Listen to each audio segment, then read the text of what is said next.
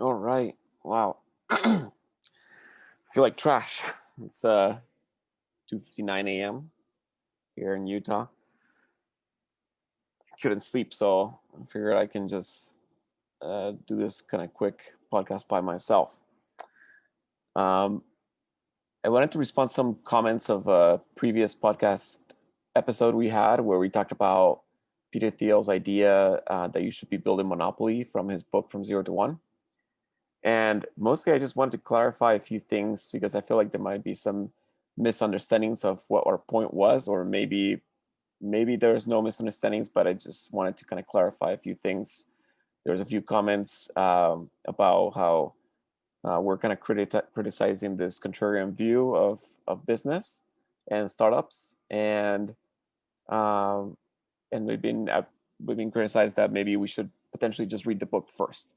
So let me start with those things. So I've actually heard the entire book and I also read it, and it's actually one of those few books that I own. As you can see, I don't have that many, but I do have this one, and you could probably go back in the episode. It's still there. It's Zero to One, Peter Thiel. I actually really recommend it. I actually really like it. There's a lot of things there that I think are really good. Obviously, Peter Thiel is one of the most um, intelligent uh, businessmen that I actually have ever heard. There's a great debate between Peter Thiel and Andreessen Horowitz. There's also a great debate when he's talking to the chairman of Google. Very impressive guy, obviously, and I'm not near to his caliber in any shape or form. So yeah, I don't mean to try to put myself in a position where I can actually even debate him. Obviously, he would kind of destroy me in any form of debate. But the part in the book that doesn't fully resonate with me is, and you actually, if you haven't read the video, read the book, I would encourage you to at least listen to his video, um, where he basically summarized what his book is about when he's talking to some Stanford students, and he talks basically about how, in his premises, like, bottom line, if you're going to start a company, you should start a monopoly, right? He talks about how companies often lie about their status. And so, for example, if you're starting a restaurant, you might say, I can't remember what the exact example is, but you might say to investors, "Hey, we're the only Mediterranean food in Palo Alto, and so we basically have a monopoly in this." And what he's saying is like, well, you really don't, right? Like, there's like 100 restaurants, and you're all just getting killed with the low margins, and so you don't really have a monopoly on food. So it's the wrong scope. Versus Google saying, you know what, we're not a monopoly, and because obviously it's in their best interest to convince everyone they're not a monopoly to avoid regulations. And what he's saying is, they basically lie about their status, and Google is obviously a monopoly to date. And I do agree with that. Google is a monopoly. I agree with that. Um, and we have a lot of this kind of companies that he goes over and examples in which he argues they're monopolies. And I agree with that. I think they are monopolies, even though they're basically lying about their status, right? They're saying, hey, we're an advertisement company. Advertisement industry is huge, and we basically take a very small percentage of that. But if you just look at search, Google owns a significant chunk of the market, in which case they basically are a monopoly, and that has kind of carried a lot of their margins and has allowed them to do a lot of things which they don't necessarily carry any big profits, but it's because they're being carried by their business their search business. I apologize. So, what is my point? My point, okay, yeah, that's the summary, right? It's like, if you're gonna start something, you should start a monopoly, right? Doesn't make a lot of sense to start something where you're gonna get killed in margins because there's a lot of competition. And his famous sentence, the thing he says often, is, "Competition is for losers." Now, here's what I have a problem with this. Um, well, first of all, I don't believe that's a contrarian view, right? To one of the comments, it says Peter Thiel's he's a contrarian. I do believe he's a contrarian. I just don't think that's a contrarian view, and here's why. If you believe in capitalism, you know for a fact that a monopoly is good for business, right? We know that competition is really good for the end consumer because it drives innovation, it drives the prices down, it gives consumers options. So the utils per se that you get for being a consumer, they're actually really good when there's competition. And when there's a monopoly, the end consumer, it's not the optimal situation, right? Because there's not a lot of options that drives prices up, and you basically don't have, yeah, it slows down innovation at times. But for a business perspective, it is known, if you believe in capitalism, that monopoly is actually really good for business, right? You get to enjoy very, very large margins, particularly if you can spin it in such a way that you can avoid regulations, right? So that's where the government kicks in, because monopoly is not really good for the end consumer, and so they try to avoid it at all costs. However, there are some companies that have been able to pull it off because they basically lie about their status. And so, yeah, if you can pull that off, it is well known, if you believe in capitalism, which a lot of people, at least in the United States, do. It is widely known that monopolies are good, and if you can start one, then good for you. It's very successful as a business, even though the end consumer might suffer. So, I don't believe that in the idea that having a monopoly is a contrarian view. I believe that the part that I have an issue with is his recommendation of that if you're going to start a business, you should start a monopoly. I've done a lot of research. Not I wouldn't say they're like it's a professional research. I've just done a lot of reading and a lot of listenings to podcasts and follow a lot of people who have started business, and I don't believe I've heard of a lot of people whose mentality going into business was, I'm going to start a monopoly. And that's the issue that I have. Now, there's potentially one or two examples to this that I know of. One is Jeff Bezos starting with Amazon. That guy is, let me tell you, he's incredibly impressive, right? He's the type of person that every business school student probably wants to be, right? They're like a piranha, right? Like they really, they have a vision for business and strategy, and they pull it off. And they're relentless, and it's all about the profits, and that's just very impressive type of person. And I wouldn't be surprised if he actually, when he started this, I read his some books about him and his biography, and I wouldn't be surprised if when he started, he was thinking like, oh, we're just going to own this as a monopoly, right? He was thinking about, the internet's going to be huge. We're going to start selling books, but he's going to like sell everything under the sun. And I wouldn't be surprised if he had that mentality going in, right? The other one that potentially has this, there's all this kind of PayPal mafia, and I read about the story of PayPal. I don't know for sure. I believe Peter Thiel joined after PayPal had already started, but he was still considered as one of the founders because it was super early on.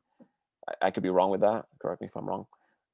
So I don't know about the story of PayPal, but Elon Musk arguably could be one another person who started a lot of companies in which you could argue that they're monopoly to a certain degree, right? You can say maybe Tesla or SpaceX, or especially SpaceX, right? You can argue that there's some form of monopoly, and I agree with that. I don't know if when he started, I also read his biography. I don't know if when he started, at least there's nothing that it's explicitly said there, in which what was his mentality going in, as like he's going to start something as a monopoly. It seems like he wanted to solve this kind of very a big problem with technology, and he believed in the future of where it's going, and that kind of drove him. It seems like, at least from the biography, but I don't know if he was thinking, hey, I'm going to start a business, so therefore I'm going to start a monopoly because competition is for losers, right? There's not a lot of margins there. But again, I don't know for sure. Obviously, Peter Thiel probably has a lot of this information. They were in PayPal together. He's invested in a lot of his companies, so um, I don't know. Having said that, the majority of people that I have heard starting successful businesses were not going in with the mentality of, I'm going to start a monopoly. And that is the part that I have an issue with. A lot of companies that I have heard of going into business, a and it's also like the question of what does it mean to be successful, right? In my opinion, if you start $1 billion company, $2 billion company, in my opinion, that's success. Also, starting $100 million company, I consider that being successful. 10 million potentially, I would also consider that being successfully, depending on what your goals are. Um, But a lot of companies that I have heard of starting, and the majority, I would probably argue, maybe I'm wrong with the majority, but a big amount of companies actually started something because they saw a problem that they were facing in their own lives, and they just couldn't find a solution for it. There was nothing that could actually solve that problem, and it drove them kind of crazy to the point where they decided to build a product, uh, or build something to solve their own need. Now, I'm going to share something, and hopefully it works out here with YouTube. Um, and this is actually one of the biggest premises that Jeff Shorting, one of the people in the podcast. He done a lot of research on this. So I'm going to show this quick little video here. Just bear with me. Actually, hold on a second. All right, hopefully you can you can listen to this. I launched at Harvard first because Let me go back.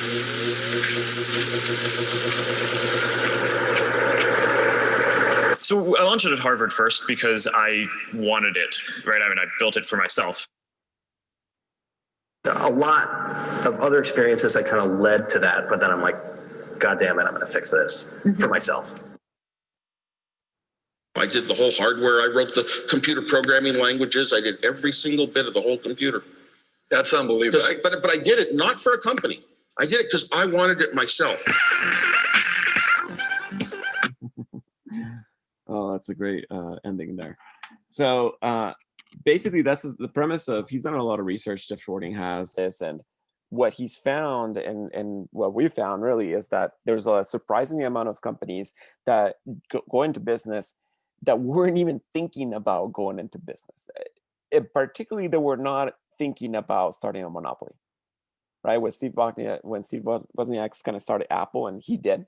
Steve Jobs did not start Apple. Obviously he did, but he wasn't like the day one, right? Steve Wozniak was just playing with a computer, and then Steve Jobs kind of saw it, and he's like, "Oh my gosh, this is awesome! We've got to do something about this." And so the way the product really started was Steve Wozniak was just building something he wanted for himself. You heard about Dropbox, you heard about Facebook. There's also a lot of companies. I'm located in Utah, so a lot of companies that I know are here, and a surprising amount of companies around here are also started the same way. There's a company called Qualtrics, which sold for several $billions to SAP, and then recently went public after that. And Qualtrics, the way it started, if I'm not wrong, Ryan Smith's dad, he was a professor at Beer University, and he needed to run some surveys, and there was nothing that really was getting the job done for his research. So he ended up building something that he can use as a professor. Obviously Ryan did a fantastic job growing a business, and eventually sold. Let me look it up. Qualtrics sold for, it says $8 billion to S&P in January 23rd, 2019. So do you consider $8 billion successful? I do. So yeah, he didn't start it, his dad didn't start thinking like, oh, wow, I'm going to build a monopoly here. He's just thinking, I have this need and I'm going to solve it. I don't think he was even thinking about starting a business at the time, but then eventually, the professor started using it, and, he started getting a little bit of traction. It took a few years before he started getting some real traction. But originally the business started because there was a real need that someone's facing, and with their hands they built a solution for it. There's a company called Lucid Software as well, where the founder of it, really the way it started was he was trying to build some diagrams with friends, I believe, for some school project, and he was trying to use, I think, Visio at a time, which is a Microsoft product now, and it wasn't very helpful for collaboration. And he was looking at Google Docs, and he's like, my gosh, why is there like a diagram, like a Google Docs meet diagram software? And so he ended up building something that he can experience that need firsthand, right? And now that company, I think last valuation of a few years ago, was over $1 billion. I wouldn't be surprised if they're over $2 billion right now. You look at Omniture, which is a company sold for over $1 billion to Adobe as well here in Utah. And the way that started was, the founder, he was building websites for people, and he had built a little tracker at the bottom of the website to count how many people were visiting the website. And that little widget started getting traction. to the point where, basically he was building something that, he wanted to sell for the pages that he was building for people, and then build into a big analytics portion, which Adobe later acquired and led it to build a huge building here in Lehi, Utah, right? There's a lot of companies, including in the food industry, which Peter Thiel kind of makes fun of, right? But if you look at Lara Bars, right? I've listened to probably 90% of all of the episodes from Guy Raz on how I built this, where he interviews a lot of successful entrepreneurs, and you see this pattern happening very, very, very often. And Lara Bars, for example, which is a little a bar you can eat. I don't know what they're called. Um, but you can buy them at the store, Walmart, whatever. And the way it started is like, you should listen to that podcast. It's really cool. She's building something because she wanted herself, and then eventually started like trying to sell it to people. But she wanted to have something that was healthy. She wanted to have something that also tasted good. A lot of the protein bars back then just tasted like trash. And he's like, there's got to be something that like it's good for you, that doesn't have a lot of ingredients, that is actually um, that tastes good and it's good for you. And she built Lara Bars, and it's pretty successful and got acquired. And I consider that being a success as well. So, in my opinion, again, maybe I'm not qualified to have to give advice, but I'm definitely qualified to have my own opinion. In my own opinion, if you're going to do a startup, the best way to go is do a startup in which you can enjoy the journey. Because the likelihood of you starting a company that is the Jeff Bezos type of company or the Elon Musk type company, it's probably zero, including for myself. But the probability of you starting a 10, 100 million, think about this. If you can start a $100 million company, would you be happy? I know I would, right? Especially if I'm having fun along the way. So the way you can kind of ensure that your startup is never, never a failure is if you have joy in the journey, right? So if you have joy in the journey, and the purpose and the objective of you doing a startup is because you enjoy doing a startup, even if the startup fails, you're by definition being successful because you enjoy doing a startup, right? You're not doing it to become a billionaire. And a lot of these companies, their drive is the product, and that drive is so pure that they end up creating a fantastic product that has the potential to make $1 million, $1 billion, and has the potential to become a monopoly. But again, that's not the premise coming into the startup. It's never rarely the premise, at least as I know of, is to start a monopoly. Is how do you build something that is so good that it solves a problem that I have, or that a lot of people have, and that is just undeniably probably the best product out there, to the point where you can actually even create a monopoly because it's so good. And that was our point about Google. Our point about Google is not to say that they're not a monopoly. Our point about Google is to say that when they were starting Google, they were not a monopoly. A monopoly is basically where there's only one offering, right? There's oligopolies and all that stuff. But there were already a lot of products out there that were doing search. They were not the first to market, right? And I think Peter Thiel also acknowledges that. And so they did not go. Our belief, at least from what I understand and what I've heard, I've never met the founders, obviously, never met Sergey, but my from what I understand from them and all the books that I've been reading, they were very much focused on the technology when they were at Stanford, right? They weren't thinking, as far as I'm concerned, we're going to start a monopoly. There was already a lot of companies out there that were doing something similar, and so arguably going into, you could argue that did not go in created a monopoly. They were going in to compete, but the product was so good, so good, so advanced that eventually became a monopoly, right? But again, the question is, how do you have this desire to create such a good product and pure? Let's talk about Slack for a second. The way Slack started, right? Mr. Butterfield, he had, he was building a gaming company, and he had some investors. I don't know if I don't know if Andreessen Horowitz at the time were some of the investors. I believe they were, and I think he called. I think he called. I think he called Ben Horowitz, and he's like, you know what, the company is not working so well. I'm going to shut it down.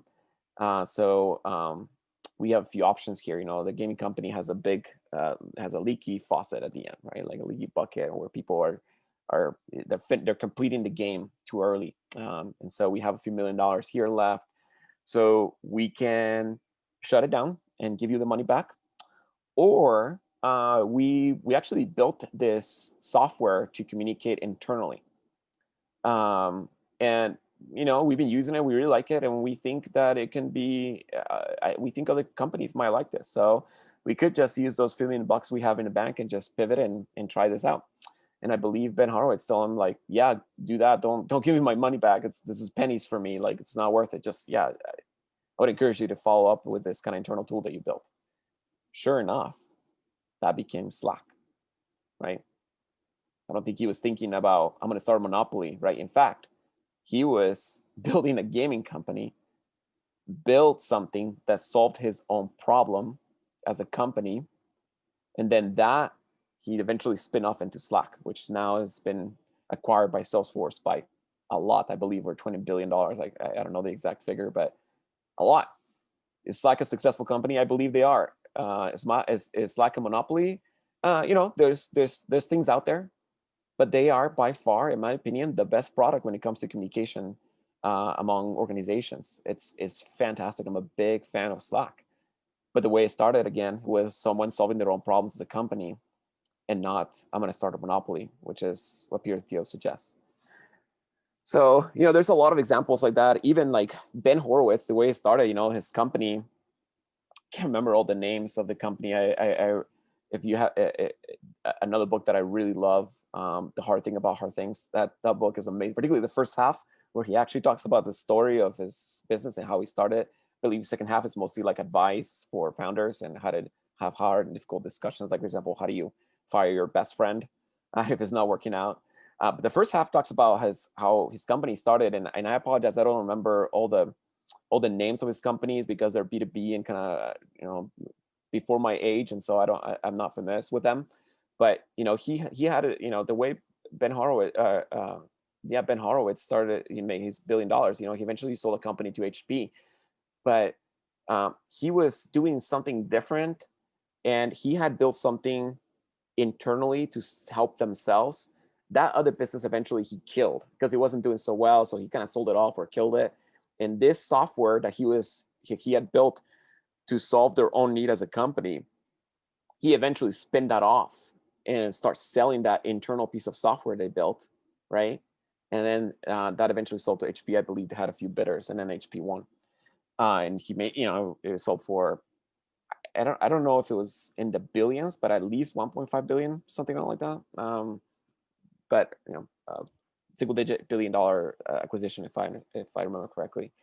And again, the way it started, right? He wasn't again thinking about, and this is Ben Horowitz we're talking about, right? One of my idols in the business world as well. And he did not go in thinking about, I'm going to start a monopoly, right? The way he was successful was by creating a product that solved their own need as a company and spinning that off into a successful company.